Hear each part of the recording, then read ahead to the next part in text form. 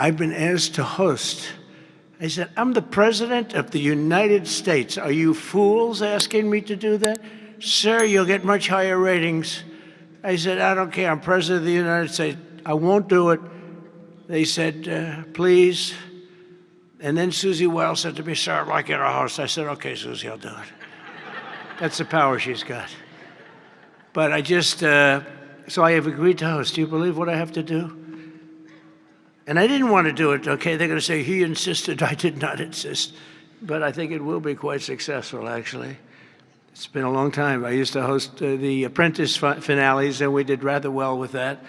So I think we're going to do very well, because we have some great honorees, some really great ones. Since 1978, the Kennedy Center Honors have been among the most prestigious awards in the performing arts. I wanted one. I was never able to get one. This year, it's true, actually. I would have taken it if they would have called me. I waited and waited and waited, and I said, the hell with it. I'll become chairman, and I'll give myself an honor. Maybe I'm going to honor, next year we'll honor Trump, okay? This year, the board has selected a truly exceptional class of honorees. I mean, really exceptional. First is country music star, actor, and producer George Strait.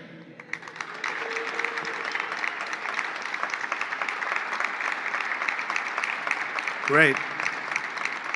Over an extraordinary 4-decade career, George has sold more than 120 million records worldwide, amassed 60 #1 hits, wow, and produced 33 platinum certified albums, more than any other living American. That is amazing. They call him the King of Country, and we know him very well, George Strait. Okay. Please. No. Second is actor, singer, philanthropist, and star of the Broadway stage. One of my favorite talents. I think he's one of the greatest talents I've ever actually seen, I've always said.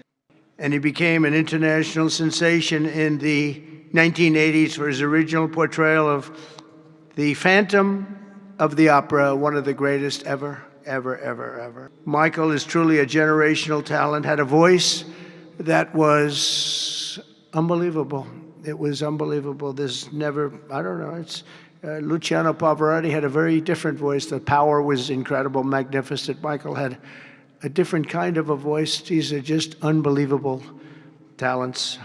But Michael is very special and one of the greatest roles in the history of Broadway. Next, we look forward to honoring 3-time Oscar nominee, Golden Globe Award winner, an action movie icon, and a friend of mine. He's a very unique man. He's somebody that doesn't do these things. I said, I wonder if he'll accept, because some people don't really want to be honored. They don't care.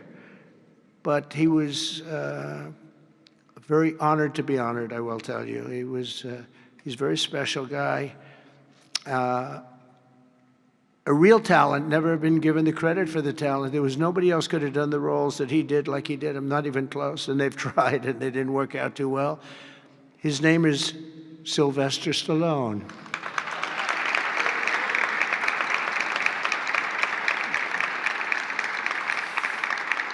It's very few, almost, if any, people that could have taken a name and made it so incredible, like Rocky, Rambo, Creed, and others. But think of it, Rocky, Rambo, if you did one, you're good. You do two, and I'll never forget, I was a young guy, and I went to see a thing called Rambo, and it had just come out. I didn't know anything about it, but I was in a movie theater, like we used to go to movie theaters a lot, and I said, this movie is phenomenal. What the heck? And that turned out to be a monster. Rocky is Rocky. I mean, celebrating one of the most revered singers of the American disco era, Gloria Gaynor. Best known for her chart-topping 1978 hit, I Will Survive. Gloria won the 1980 Grammy for Best Disco Recording, and her song was inducted into the National Recording Registry in 2016. 4 decades later, Gloria won a second Grammy in 2020 for her gospel album, Testimony, which is incredible. Truly a historic achievement. The bones are so good. The bones of a building. If you don't, I will say that I Will Survive is an unbelievable song. I've heard it, you know, like everyone else here, thousands of times. And it's one of those few that get better every time you hear it. And nobody can sing it like her. And finally, we'll be honoring one of the greatest rock bands of all time, Kiss. Very special guy. Kiss became a global phenomenon, sold more than 100 million records worldwide, and produced 30 gold albums and lots of other things they produced. They made a fortune. And they're great people, and they deserve it, and they work hard, and they're still working hard, and it's an honor to present Kiss. Thank you very much. Got it? Yeah. Thank you.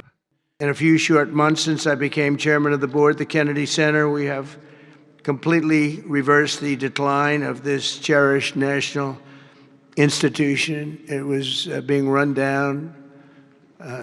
Money wasn't being spent properly.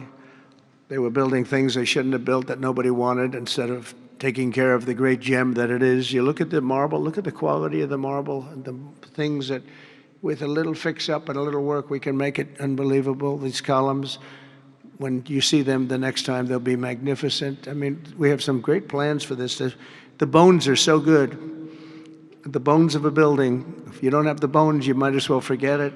I would say I was about 98% involved. No, they all went through me. They came over, Rick and Sergio and everybody. They said, I turned down plenty. They were too woke. I had a couple of wokesters. No, we have great people. This is very different than it used to be. Very different. These are great people, and they're not. I don't have any idea of the Republican, because I want people that the Kennedy Center has everything. Look at the Academy Awards. It gets lousy ratings now. It's all woke. All they do is talk about how much they hate Trump. But nobody likes that. They don't watch anymore. That used to have 45 million people watching. I remember The Apprentice, first season. The Apprentice had 42 million people. The Academy Awards had 41 million people. We were the second show to the Super Bowl.